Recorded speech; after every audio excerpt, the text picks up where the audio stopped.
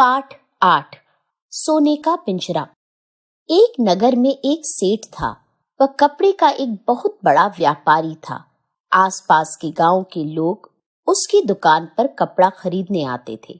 वह कभी कभी अपने ग्राहकों को कपड़ा उधार भी देता था, इसलिए उसे गांव में उगाही करने के लिए भी जाना पड़ता था। एक बार सेठ गांव में उगाही करने गया हुआ था। वहां से लौटते समय वह एक पेड़ के नीचे आराम करने बैठ गया। वह थका हुआ तो था ही, थोड़ी देर में उसे नींद आ गई। जब वह नींद से जागा तो उसने अपने आसपास तोतों का समूह देखा। हरे रंग, लाल चोंच और गले पर काली पट्टी वाले तोतों को देखकर सेठ ने सोचा, कितने सुंदर हैं ये तोते। एक दो तोतों को साथ ले जाऊं तो परिवार के लोग बहुत खुश हो जाएंगे। यह सोचकर सेठ ने अपना गमछा तोतों के झुंड पर फेंका और एक तोता पकड़ लिया। उस तोते को सेठ अपने घर ले गया। सेठ ने घर पहुंचकर उस तोते के लिए सोने का बड़ा पिंजरा बनवाया।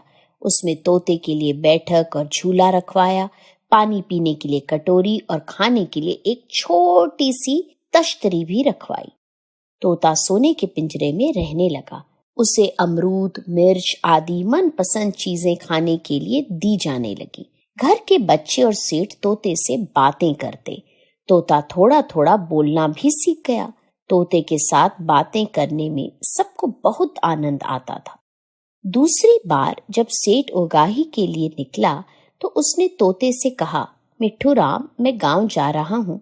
लौटते समय मैं तेरे माता पिता और सगे संबंधियों से भी मिलूंगा। तुझे कोई संदेश देना है तो बता।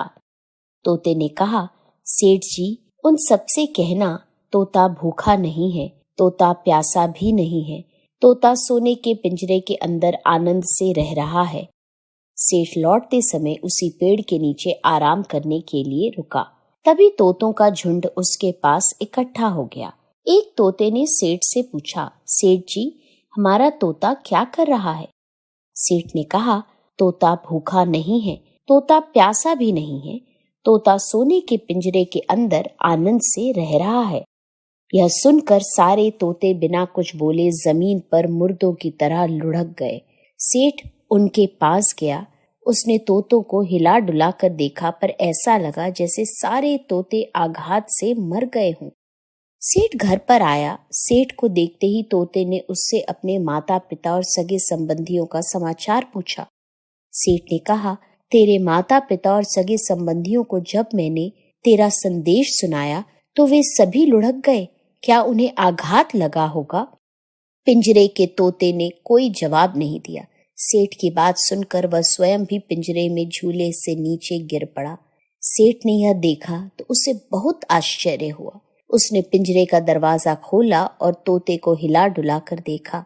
सेठ को लगा कि वह तोता भी आघात से मर गया है। उसने तोते को निकालकर थोड़ी दूर पर रख दिया। मौका देखकर तोता पंख फड़फड़ाता हुआ उड़ गया।